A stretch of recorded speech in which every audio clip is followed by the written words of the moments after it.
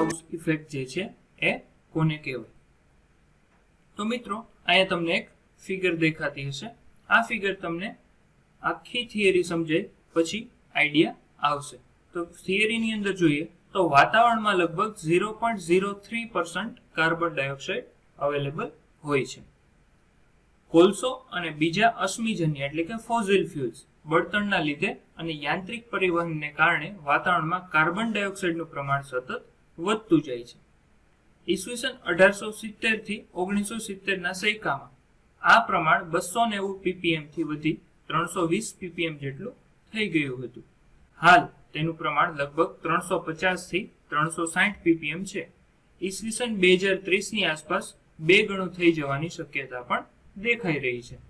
પૃથ્વીનું વાતાવરણ એવું એક છે કે જે પૃથ્વીનું તાપમાન નિયંત્રણમાં રાખે છે, પરંતુ વધતા જતા કાર્બન ડાયોક્સાઇડના પ્રદૂષણથી પૃથ્વીના તાપમાનમાં સતત વધારો નોંધવામાં આવ્યો છે. તો મિત્રો હવે આને એક સિમ્પલ લેંગ્વેજની અંદર સમજીએ. તો જે ગ્રીન હાઉસ ઇફેક્ટ જે છે એનું મુખ્ય પરિબળ જે છે એ છે કાર્બન ડાયોક્સાઇડ. જેમ કાર્બન ડાયોક્સાઇડનું પ્રમાણ વાતાવરણની અંદર વધતું જશે એમ ગ્રીન હાઉસ ઇફેક્ટની અસર પણ સતત વધતી જશે. તો આપણે શું કરવાનું છે? જેમ બને એમ કાર્બન ડાયોક્સાઇડનું જે પ્રમાણ જે છે એને આપણે વાતાવરણમાંથી ઓછું કરવું છે. મિત્રો અહીંયા થોડીક હિસ્ટોરિકલ વ્યૂ આપેલો છે કે 1870 થી 1970 ના સમયની અંદર જે કાર્બન ડાયોક્સાઇડનું પ્રમાણ જે છે એ 290 ppm હતું, પણ એ વધીને 320 ppm જેટલું થઈ ગયું હતું. અત્યારના સમયની વાત કરીએ તો અત્યારનું પ્રમાણ જે છે એ 350 થી 360 ppm જેટલું છે, અને જો આપણે ભવિષ્યનું વિચારીએ તો 2030 સુધીમાં જે છે એ 2 ગણું થઈ જવાની શક્યતા છે. તો મિત્રો અહીંયા તમે ફિગરની અંદર જોશો કે જે સૂર્યના કિરણો જે છે એ ડાયરેક્ટ અર્થ પર આવે છે. તો એ અર્થ પર આવવાની લીધે કાર્બન ડાયોક્સાઇડ જે છે એ વધારે જવાબદાર કહી શકાય. ત્યાંથી આગળ જોઈએ તો શીત પ્રદેશનું પારદર્શક દિવાલ અને છતની રચના કરી વનસ્પતિ અને જમીનને આવશ્યક ગરમી મળી રહે તે માટે ગ્રીન હાઉસની રચના કરવામાં આવે છે.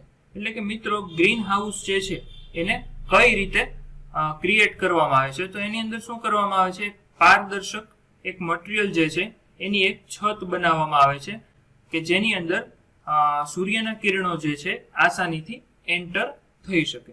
ત્યારબાદ આગળ જોઈએ, દિવસે સૂર્યપ્રકાશ પારદર્શક દિવાલમાંથી ગ્રીન હાઉસમાં પ્રવેશ કરે છે અને વનસ્પતિ તથા જમીનને ઉષ્ણતા આપે છે, પરંતુ રાત્રે આ ગરમી વિકિરણ દ્વારા પારદર્શક દિવાલ વેધી બહાર જઈ શકતી નથી અને આ રીતે ગરમી ગ્રીન હાઉસમાં જ રહે છે અને વાતાવરણ જે છે એ ગરમ રાખે છે. તો મિત્રો હવે તમને આખો કન્સેપ્ટ જે છે એ ક્લિયર થયો હશે. શું કરવામાં આવે છે? તો કે ગ્રીન હાઉસમાં એક પારદર્શક મટીરિયલ જે છે એની એક છત બનાવવામાં આવે છે અને એની અંદર જે છે વનસ્પતિને ઉગાડવામાં આવે છે.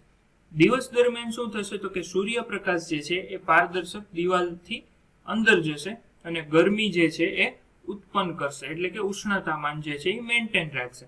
રાત્રિ દરમિયાન શું થશે? તો કે રાત્રિ દરમિયાન એ ગરમી જે છે એ બહાર જવાની ટ્રાય કરશે, બટ આ દિવાલને લીધે બહાર જઈ શકશે નહીં, એટલે રાત્રિ દરમિયાન પણ આ ઉષ્ણતા જે છે એ ત્યાં મેન્ટેન રહેશે. લગભગ આ જ પ્રમાણે પૃથ્વીના વાતાવરણને ગરમી રાખતી ક્રિયાને ગ્રીન હાઉસ ઇફેક્ટ કહેવામાં આવે છે. સૂર્યમાંથી સતત કિરણો પૃથ્વી પર આવ્યા કરે છે. તેમાંના ટૂંકી તરંગ લંબાઈવાળા અલ્ટ્રાવાયોલેટ કિરણો ઓઝોન સ્તરને કારણે અંતરિક્ષમાં પાછા પરિવર્તન પામે છે. બાકીના કિરણો વાતાવરણ દ્વારા પૃથ્વી પર પહોંચે છે, જેમાં લગભગ 25% વાદળમાં શોષાઈ જાય છે. માત્ર 5% વિકિરણો જે પૃથ્વીની સપાટી પર પહોંચી પરાવર્તન પામે છે. આમ સૂર્યની કુલ ગરમીનો 5% જેટલો જ ભાગ પૃથ્વી પર આવે છે અને પરાવર્તન પામે છે. મિત્રો તમે એક વિચાર કરી શકો કે માત્ર સૂર્યના 5% કિરણો જ 5% ભાગ જ આપણી પૃથ્વી પર આવે છે, છતાં આપને એટલી ગરમી લાગે છે. તો તમે વિચારી શકો કે જો વધારે પર્સન્ટેજ કિરણો પૃથ્વી પર આવે તો માનવ જીવન તથા પ્રાણી જીવન તથા વનસ્પતિની હાલત શું થઈ શકે. બરાબર? તો વાતાવરણમાં રહેલી ગ્રીન હાઉસ વાયુઓના કારણે ગરમી વાતાવરણમાં પ્રસરે છે, પણ વાતાવરણની બહાર જતી નથી. તો મિત્રો, આઈ થિંક તમને ગ્રીન હાઉસ વિશે થોડોક આઈડિયા આવી ગયો હશે. છતાં હજી આપણે આગળ જોઈએ તો ગ્રીન હાઉસ વાયુમાં કાર્બન ડાયોક્સાઇડ મુખ્ય છે, જે પરાવર્તિત ગરમીને સાચવી રાખે છે. પરંતુ જો કાર્બન ડાયોક્સાઇડનું પ્રમાણ વધી જાય તો વધુ પ્રમાણમાં પરાવર્તિત ગરમી પૃથ્વી પર પાછી આવે અને પરિણામે પૃથ્વી પરના તાપમાનમાં વધારો થાય છે. આકૃતિમાં ગ્રીન હાઉસ ઇફેક્ટ દર્શાવેલી છે.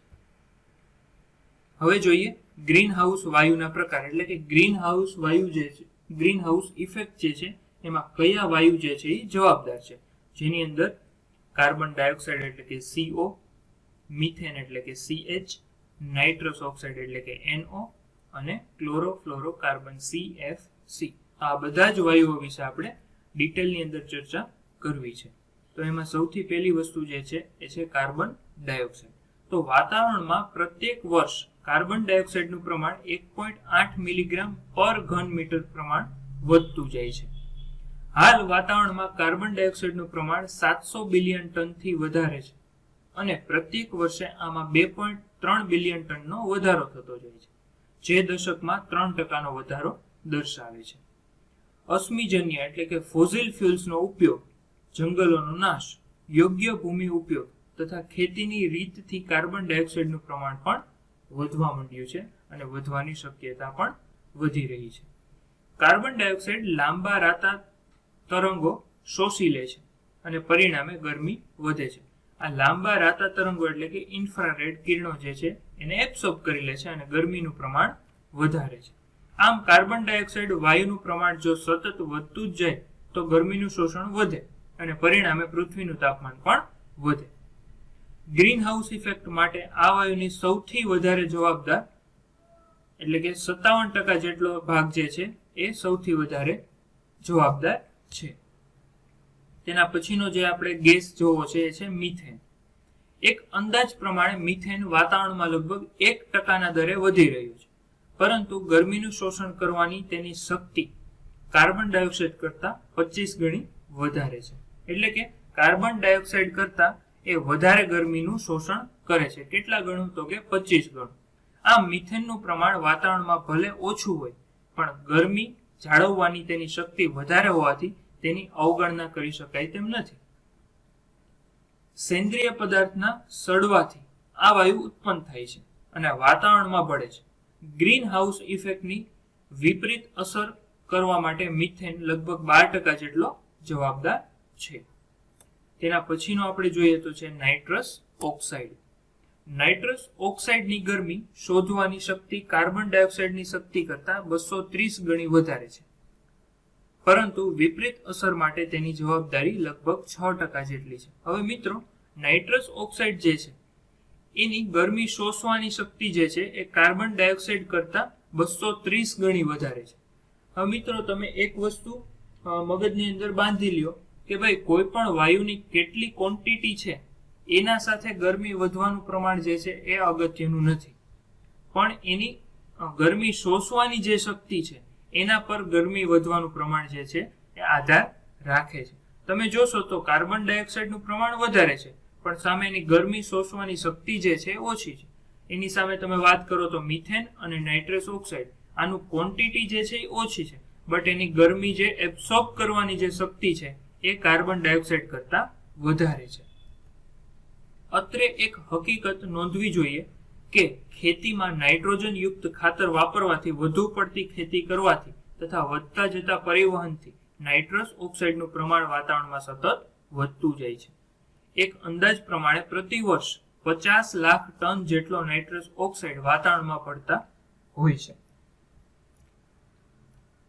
તેના પછી જે છે એ છે ક્લોરોફ્લોરોકાર્બન. અગત્યનો ટોપિક છે અને અત્યારના સમય પ્રમાણે જેમ ટેકનોલોજી આગળ વધી છે તેમ આ જે વાયુ છે, આ ગેસ છે, એનું પ્રમાણ સતત વધતું જાય છે. આ વાયુ રેફ્રિજરેટર, એર કન્ડિશનર તથા પેઇન્ટ ઉદ્યોગમાં વપરાય છે.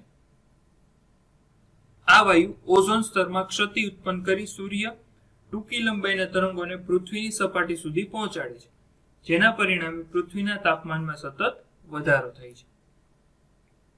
ગ્રીન હાઉસ ઇફેક્ટ વિપરીત પરિણામમાં આ વાયુનો ભાગ લગભગ 25% જેટલો હોય છે અને તેની અસર કાર્બન ડાયોક્સાઇડની સરખામણીમાં 15,000 ગણી છે. તો જોશો તમે મિત્રો કે આની જે શક્તિ જે છે એ કેટલી છે? 15,000 ગણી. કોના કરતા? તો કે કાર્બન ડાયોક્સાઇડની સરખામણીમાં. તો જેમ જેમ તમે કાર્બન ડાયોક્સાઇડથી મિથેન તરફ આવો, મિથેનથી નાઇટ્રસ ઓક્સાઇડ તરફ આવો અને ત્યાંથી ક્લોરોફ્લોરોકાર્બન તરફ આવો, તો એમ તમે એની શક્તિ જે છે સતત વધતી જાય છે. તો મિત્રો આ 4 ગેસ હતા જે આપણે જોયા કે જે ગ્રીન હાઉસ ઇફેક્ટ માટે જવાબદાર છે. હવે જોઈએ ગ્રીન હાઉસ ઇફેક્ટની અસર કઈ કઈ છે. તો કે ગ્રીન હાઉસ ઇફેક્ટની સંભવિત સમસ્યા નીચે પ્રમાણે છે, જેની અંદર સૌથી પહેલી વસ્તુ છે ઉષ્ણતામાનમાં થતા સતત વધારાથી પૃથ્વીનું તાપમાન ઈસવીસન 2030માં લગભગ 1.5 ડિગ્રી સેલ્સિયસથી 4.5 ડિગ્રી સેલ્સિયસ વધી જશે. પરિણામે ધ્રુવ પ્રદેશનો બરફ ઓગળવા મળશે અને દરિયા કિનારે આવેલો પ્રદેશ, શહેરો પાણીમાં ડૂબી જશે. આ પાણીને લીધે તટ પ્રદેશની જમીનમાં ક્ષારનું પ્રમાણ પણ વધી જશે અને ભૂમિ પ્રદૂષણ પણ થશે. બીજું, વધેલા ઉષ્ણતામાનને કારણે જંગલની જીવસૃષ્ટિ પર વિપરીત અસર પડશે. બદલાયેલા વાતાવરણ અને હવામાનને કારણે વન પેદાશમાં પણ પરિવર્તન આવશે. વધતા જતા ઉષ્ણતામાનને કારણે ખેત પેદાશ પર જુદા જુદા પ્રદેશોમાં વિવિધ અસરો પડશે. ઊંચા તાપમાનને લીધે જમીનમાં રહેલ ભેજ ઘટશે અને ઘઉં, જુવાર જેવા પાકની પેદાશ સંભવત ઘટશે. કાર્બન ડાયોક્સાઇડનું પ્રમાણ વધવાથી વાતાવરણમાં પરિવર્તન 3 પ્રકારમાં સંભવે છે: તાપમાનમાં વધારો, જળચક્રનું અસંતુલન અને જીવજંતુનો વધારો. કેટલીક વનસ્પતિ બદલાયેલ તાપમાન અને જળચક્ર લીધે નાશ પામશે. એ જ પ્રમાણે અમુક જીવસૃષ્ટિ નાશ પામશે અને બીજામાં ઘણા વિકૃત અસર જોવા મળશે. હવામાનમાં અણધાર્યા ફેરફાર, વંટોળ અને ઋતુચક્રમાં પરિવર્તનની શક્યતાઓ પણ વધી જશે. તો મિત્રો અહીંયા જે 6 મુદ્દાઓ મેન્શન કરેલા છે એ 6 મુદ્દાઓ શું કહેવા માંગે છે? તો કે 6 મુદ્દાઓ એ વસ્તુની ચર્ચા કરે છે કે ભાઈ ગ્રીન હાઉસ ઇફેક્ટ જે છે એ સતત વધતી જશે તો આપણા વાતાવરણમાં શું શું ચેન્જીસ આવશે, માનવ જીવનમાં અથવા તો માનવના સ્વાસ્થ્યમાં શું ફેરફાર થશે, બરાબર, તાપમાનમાં શું ફેરફાર આવશે, જીવજંતુઓમાં સતત વધારો થશે કે ઘટાડો થશે. તો આ બધી વસ્તુને આપણે ધ્યાનમાં રાખવી જોઈએ અને આપણે પ્રદૂષણ જે છે એને અટકાવવું જોઈએ. ત્યારબાદ છે ગ્લોબલ વોર્મિંગ ઓછું કરવાના ઉપાયો. તો એની અંદર વૈજ્ઞાનિક રીતે એ સાબિત થયું છે કે માનવીય પ્રવૃત્તિ એ જ ગ્લોબલ વોર્મિંગની વિનાશક અસર ઉત્પન્ન કરે છે. ક્લાઇમેટ ચેન્જ માટે યુનાઇટેડ નેશન્સની એક કમિટીએ સભ્ય દેશો માટે એક પ્રોટોકોલ કે જેને ક્યોટો પ્રોટોકોલ તૈયાર કર્યું છે અને દરેક સભ્ય દેશને આ પ્રોટોકોલ કાયદેસર રીતે પાળવાનો હુકમ છે. તેમાં 6 મુખ્ય ગ્રીન હાઉસ ગેસો જેવા કે carbon dioxide, methane, nitrous oxide, hydrochloric carbon, chlorofluorocarbon અને સલ્ફર હેક્સાક્લોરાઇડનું એમિશન 1990ની સપાટીની સરખામણીએ ઓછામાં ઓછું 5% ઘટાડવાના છે. ગ્લોબલ વોર્મિંગ ઓછું કરવા માટે દરેક ફેક્ટરીએ પર્યાવરણને પ્રદૂષિત કરતા અને તે માટે ફ્લુએન્ટ ટ્રીટમેન્ટ પ્લાન્ટ લગાવવા પડશે. પ્રદૂષણો ઘટાડવા જરૂરી બનશે. ઓટોમોબાઈલમાંથી નીકળતા નિષ્કાસ વાયુઓમાં CO અને SO જેવા ઝેરી અસર કરતા વાયુઓ દૂર અથવા ઓછા કરવા પડે તે માટે તેના એડમિશન સ્ટાન્ડર્ડ ઊંચા લાવવા પડશે. પેટ્રોલ અને ડીઝલના બદલે CNG નો ઉપયોગ કરવાથી પોલ્યુશન ઘટાડી શકાય છે. વન વિનાશ અટકાવીને તેને વધુને વધુ ઝાડ વાવી અને વાતાવરણમાં ઓક્સિજનની માત્રા વધારવી જરૂરી બની રહેશે. આબોહવામાં ફેરફાર. તો મિત્રો આ ગ્રીન હાઉસ ઇફેક્ટ અને ગ્લોબલ વોર્મિંગને કારણે આબોહવામાં કઈ કઈ વસ્તુ ચેન્જ થાય છે.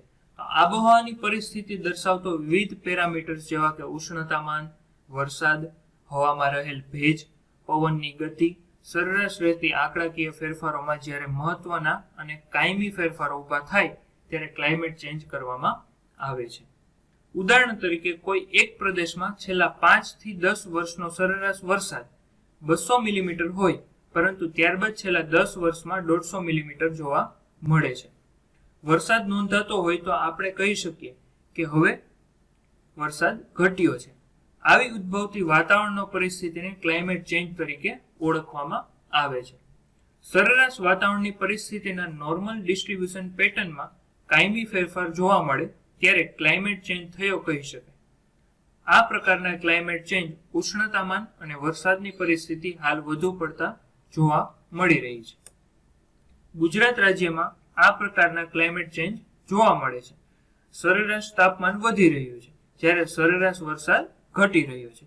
આ પ્રકારની આબોહવામાં થતા નિશ્ચિત ફેરફારો ભવિષ્યમાં વિષમ પરિસ્થિતિ ઊભી કરી શકે એવી સંભાવના દેખાઈ રહી છે.